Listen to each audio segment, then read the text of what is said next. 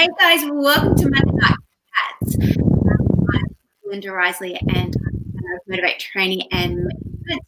And I was thinking the other day, I often get on Facebook Live within my Facebook groups, which is the most sponsorship group, but I don't get on a lot. So I thought as of today, every Monday at 5 o'clock, just to talk about what's happening in the world of motorsport and some different topics and update what's happening with Motivate.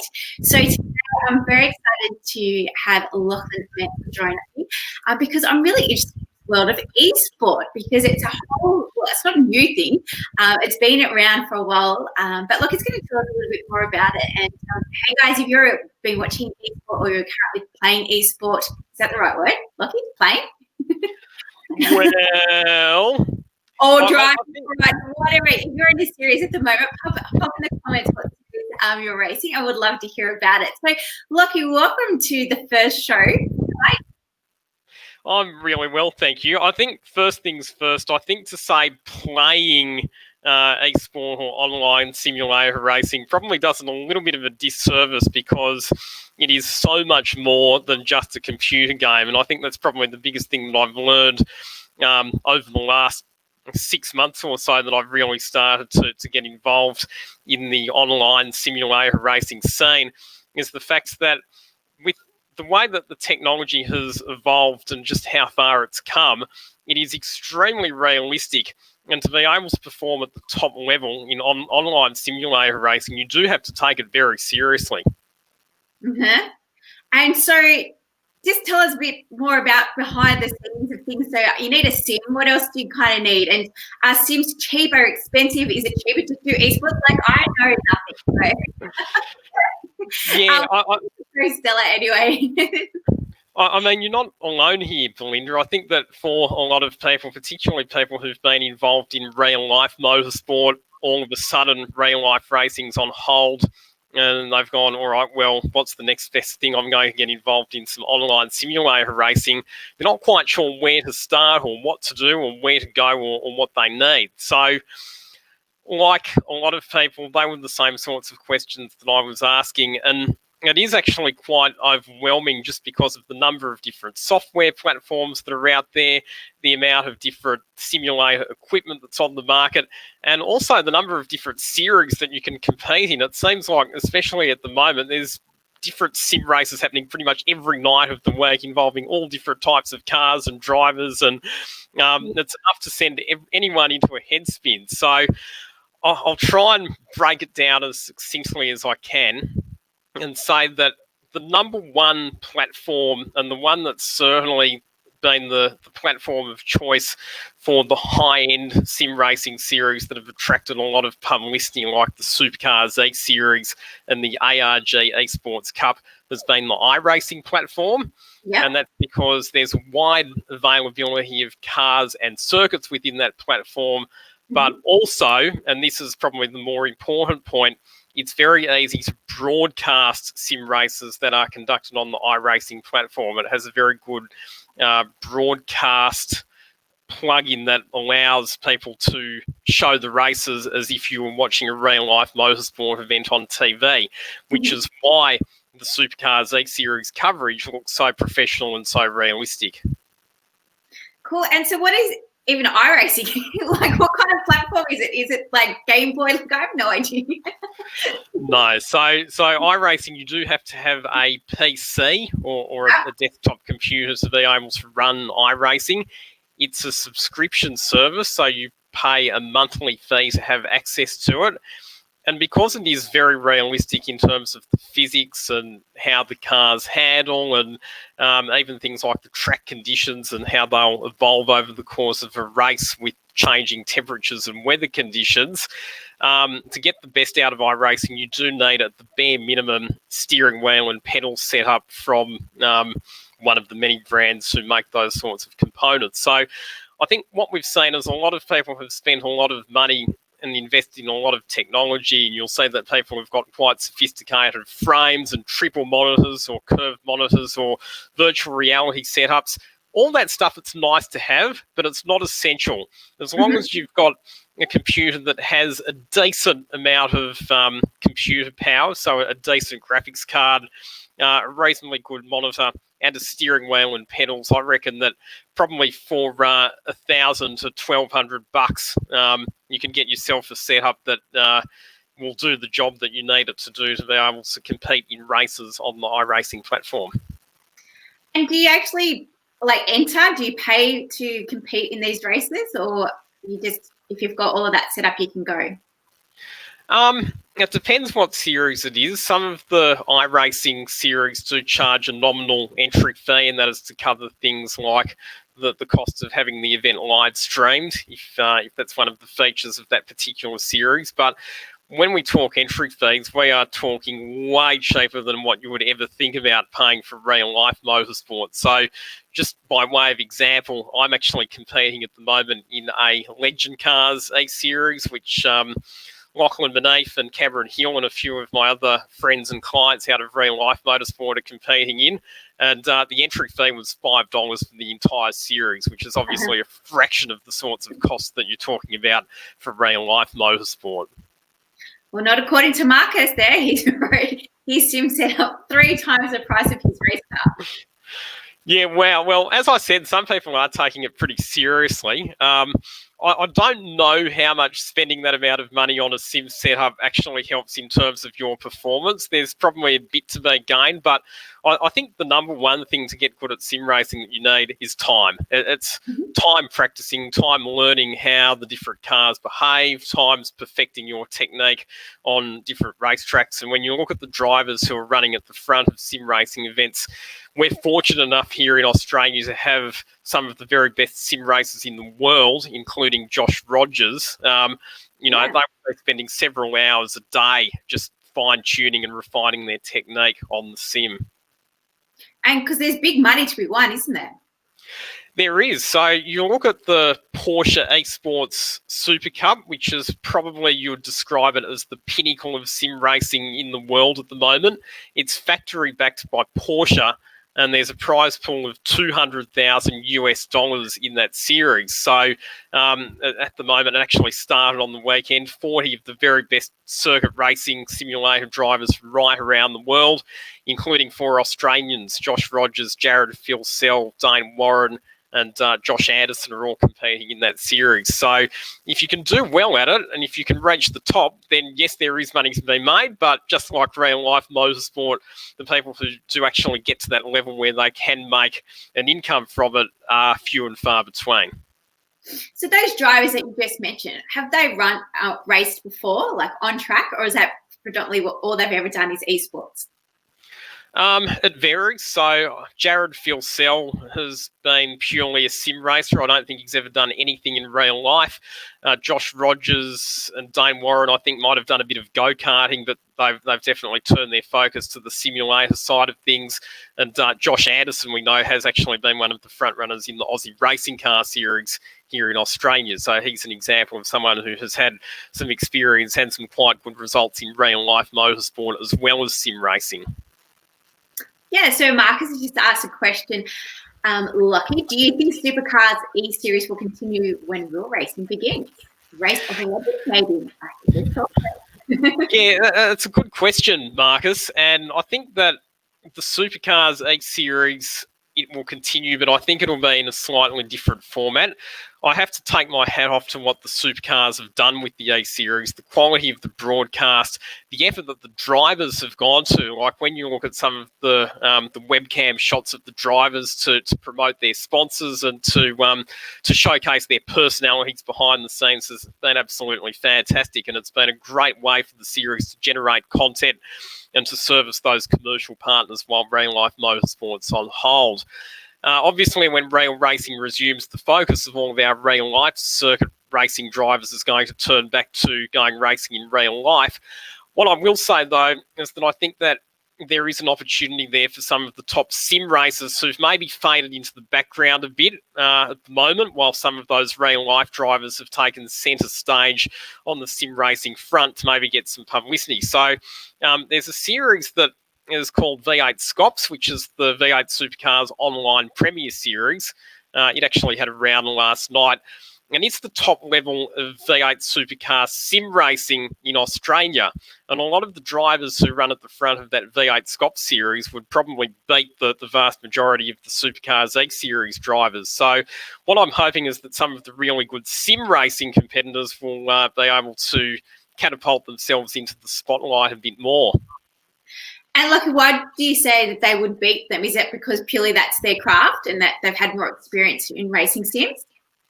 Correct, 100%. So just by way of example, obviously in the Supercars Egg Series, you've got all of the real life drivers, but when you see those supercar drivers jump into some of the other sim racing series that are floating around, such as the Tuesday night Just Send It series, which is one of my favourites and one that I actually do the commentary for every Tuesday evening, that series you do get a lot of the supercars drivers jumping in and competing against some of the top sim racers. And more often than not, it's the sim racers who will come out on top in those situations. Fantastic. Well, Stella just posted up there that Erebus has just announced an Erebus Academy Team E-Series. And her son Alex is registered today and invite to go to the Trojan ones next week. So do you know much about that?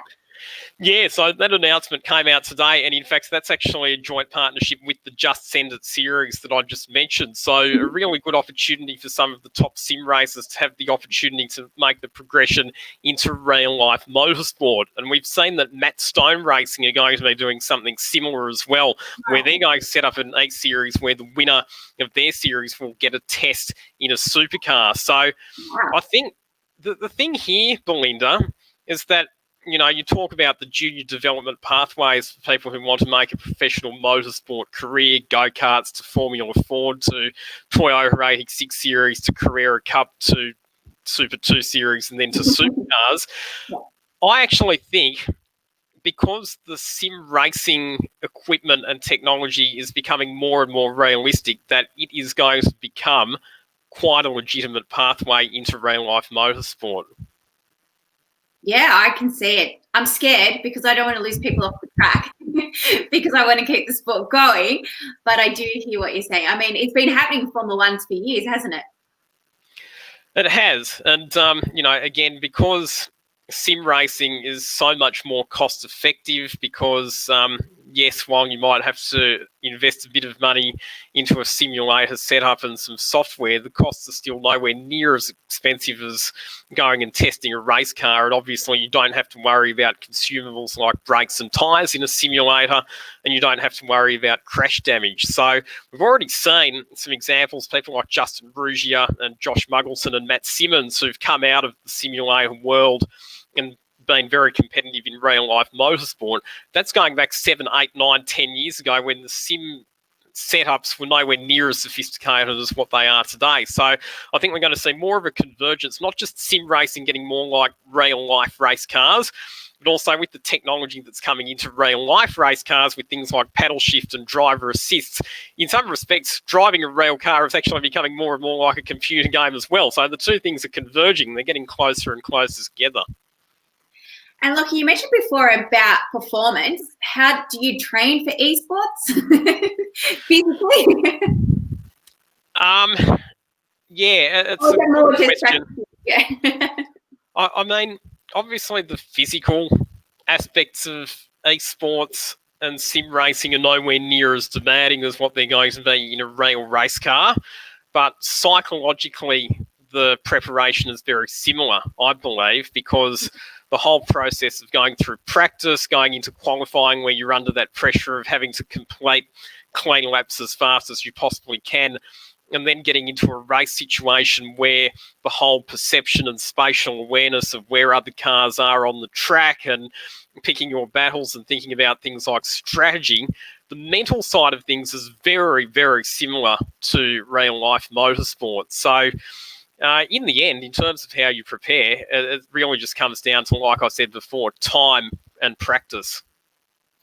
Yeah, I definitely think that there's a thing about the heart rates as well. I watched one episode last week when Scotty Mack got punted on the last corner at Bathurst with Gazewski. And, that relief afterwards was like, what? And then when he won, and I was thinking, I'd love to have a heart rate monitor on these guys. to see and actually do some study behind it. So I might find a driver and hook them up and start doing some analysis, because I definitely love all that kind of stuff. Marcus has written, Lockie, any good strategy practice? Yeah, well, again, the strategic sides of sim racing are very similar compared to the real world. So things like tyre degradation and fuel range, and coming into the pits at the optimum time to make sure that you don't get caught up in traffic. And I know that there are actually some software platforms, a bit like there is in real life motorsport, where the top teams and the top engineers will have predictive strategy software that can give you very accurate calculations as to how long you're going to be spending in the pits for any given pit stop, whether it's beneficial to pit under a safety car or not. And when you take your pit stop, if you're going to come out with cleared track or if you're going to come out in traffic, that same sort of software exists for sim racing as well. So on my website, which shameless plug, simracingoz.com, where I'm starting to punch out some news articles and some feature content specifically about the sim racing scene. I'll be doing a bit more of an analysis into some of that strategy software and how it works. Awesome. I'll put that up in the comments. Do you have access to the comments? Can you see that on technology? Yes, I do, actually. Yes. You can post it up there yourself. And so everyone can go ahead and follow Lucky. You've been playing, Marcus has been playing Motorsport Manager. What's that? See, there's so many. I'm so confused. Yeah, Motorsport Manager's not a sim as such. I think it's actually a game which is based around managing Formula One teams and working out how much money to spend on upgrades for car parts and working out which drivers and engineers to employ or sack at any given time. And then I think strategy as well comes into that too, in that Motorsport Manager game. It's not something that I've actually played myself, but I definitely have heard about it. So do you think people are going to come back to the track, Lockie? I think they will, but I think sim racing is definitely here to stay. I think that during this COVID-19 pandemic, a lot of people have discovered sim racing that maybe haven't taken it seriously before or might not have been aware of the potential of it, and are now discovering just how good and how powerful it is. So, yeah, sim racing's here to stay. Yeah, people will absolutely get back to the real world, but I think one of the other things that you have to remember is that with this COVID-19 situation, the state of the economy on the other side of this is going to be quite fragile. There's not necessarily going to be a huge amount of money in the economy for businesses to spend on motorsport, be it as participants or sponsors, but people will still want to find ways of achieving their competitive motorsport desires, and sim racing may well be a way of people still being able to do that on a tight budget. I see. And what are the benefits for the sponsors, or how can sponsors get involved?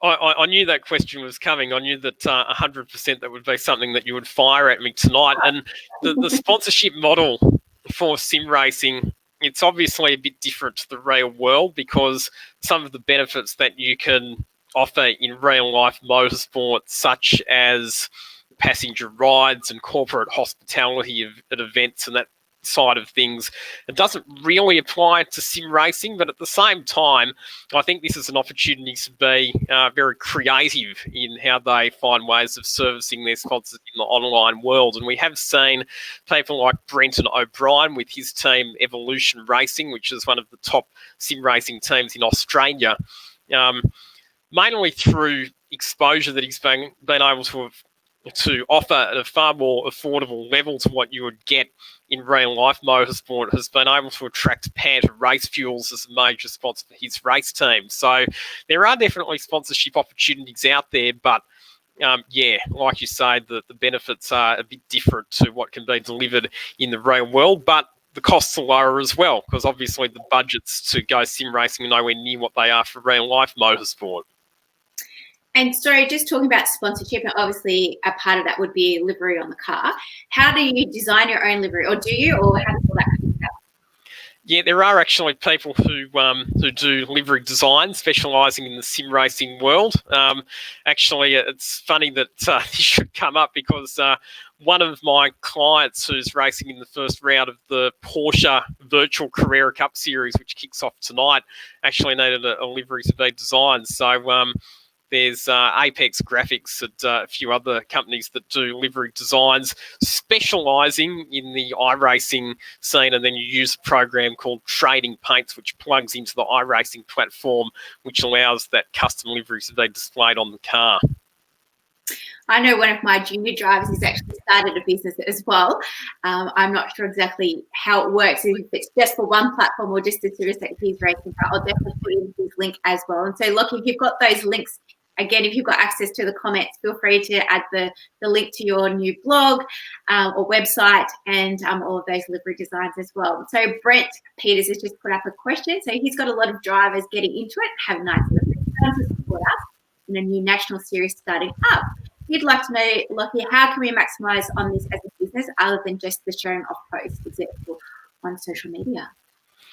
I reckon run something that's going to engage with the fans. So be it a competition or some other sort of activation that you can use to pull people in and get their attention and, make it a bit interactive, ask a funny question, get people to come up with a creative response. Do something like that so you're actually engaging with your audience. That would be my advice on that one. And does Twitch, what is Twitch? Is that all connected to iRacing, or is it just so Twitch and, again, Twitch has become a bit of a buzzword because a lot of supercar drivers in particular have been posting their Twitch streams. So what Twitch is it's basically a live streaming platform that allows people to live stream their activities within the iRacing platform. So a lot of the main supercar drivers, Scott McLaughlin, Shane Van Gisbergen and Anton De Pasquale, will run a live Twitch stream. And again, it's a really powerful way of those top-level drivers being able to interact with their fans so that fans can watch the race specifically from their point of view. Not only watch the race, but also hear in real time the conversations that those particular drivers might be having with their engineers or with other drivers, because that's one of the big differences between esports and real life racing, is that the drivers can actually interact in real time while they're racing one another on the track. And you certainly don't get that in real life motorsport. Cool. So it's like if they've got the headset and they're just streaming their actual race and just chatting, just talking the social media world through their thought process of the race. Pretty much. And some of the language, particularly if there's been a couple of incidents or a couple of bumps and bruises, the language that we've heard on some of those Twitch streams probably goes a bit beyond the realm of PG rated. But so is that a venue that Brent could look into with his new drivers, as far as social media? Absolutely, as a platform for generating exposure for his drivers, then absolutely use a Twitch stream and use that to build up an audience. Just saying here in the comment as well, Darren Pate, who actually used to race V8 supercars. I think he drove with Darren Hossack and David Parsons at Bathurst in the Wins Commodores, saying that he's going to make a sim racing comeback. Well, we'd love to see it, and we'd love to see him on the track, that's for sure. Yeah, dads, do it. Make it happen. I just told you how to go about it. I'm sure you've got a pin somewhere anyway. And so Sally has put up that other livery about Hayden Design. So just check him out on Facebook. And look, if you can put those comments up again regarding your things as well. Guys, keep the questions coming if you want to know anything about esports. As I said, it's all really new to me. Brent, I will do some investigation and send you some content, what I can find about what else you can do to help your brand and that to come up. Oh, thanks, Lockie. Lockie's just putting that up now. RacingOz.com. And so what kind of content have you got in there, Lock?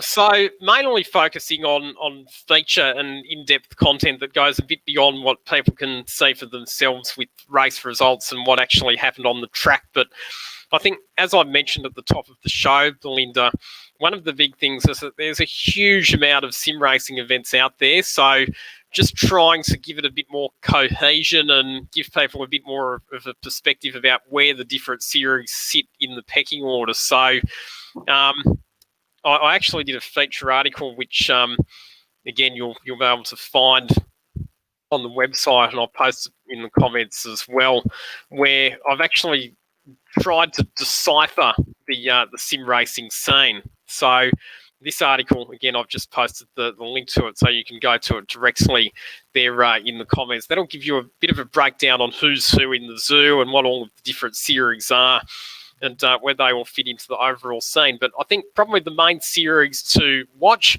in terms of where you'll find the best sim racing drivers in Australia at the moment, the V8 Scop series, the V8 Supercars Premier Online series is probably the main environment where you'll find the top Australian sim racers. On Wednesday nights, there's a series called the Australian Turbo Touring Car Series, which is for TCR cars, and that attracts good quality drivers as well.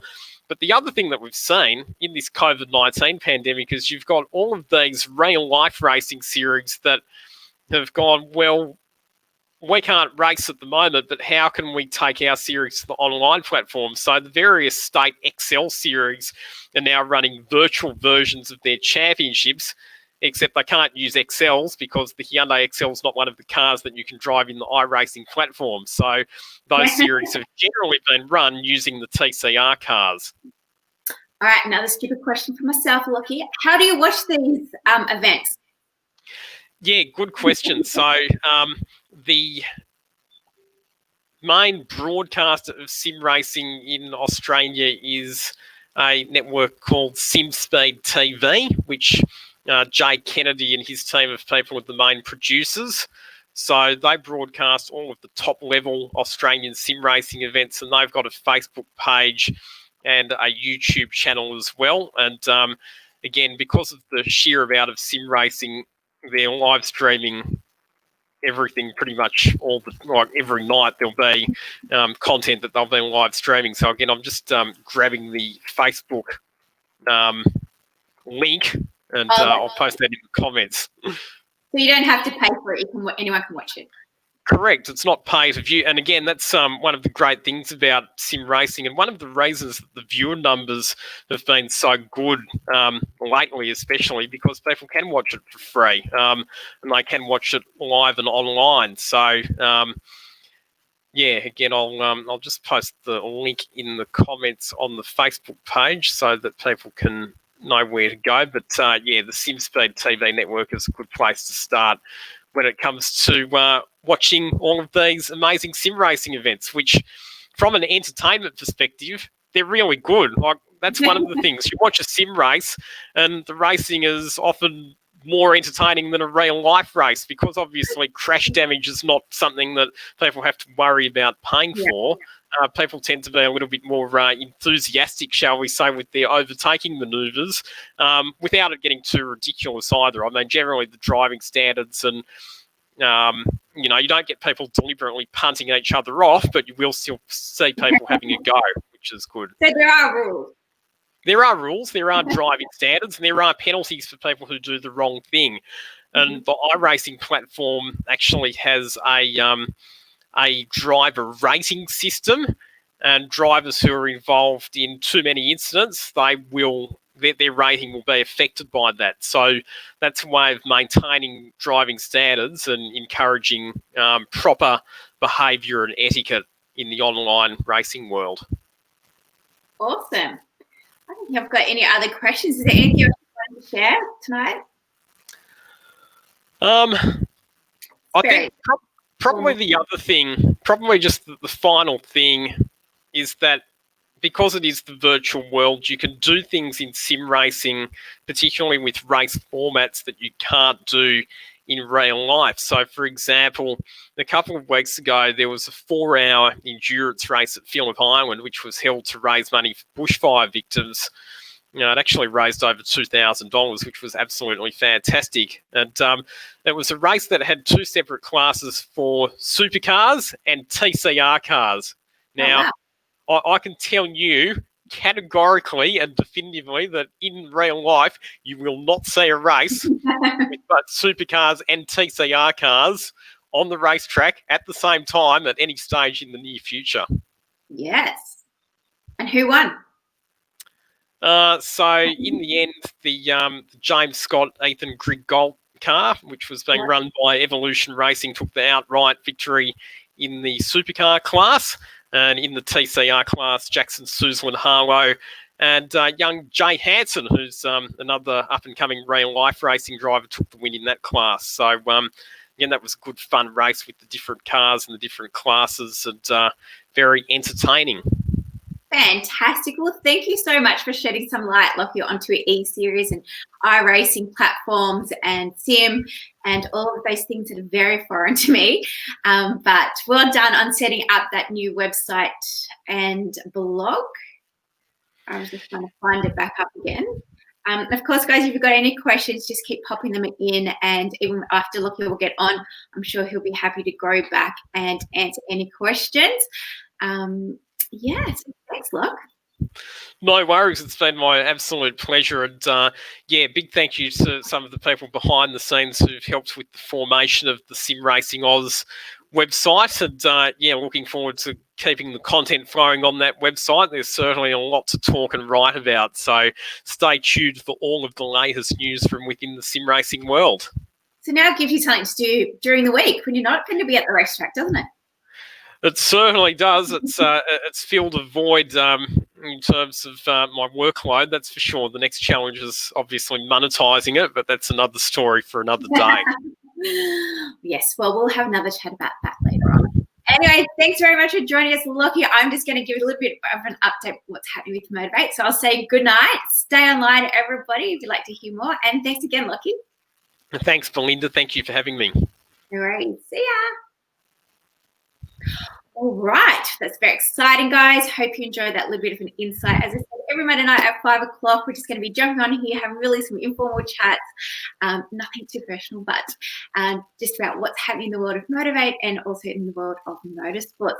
If you don't know, today Speed Cafe started a new website themselves called networkcafe.com.au, and that is going to be a business directory open up to business providers, those who work within the motorsport industry, as well as sponsors can go on there and list their business. So it's brand new, guys. Head over to networkcafe.com.au, and again, if you work within the motorsport industry, you can register your business, and of course you can add your sponsor details.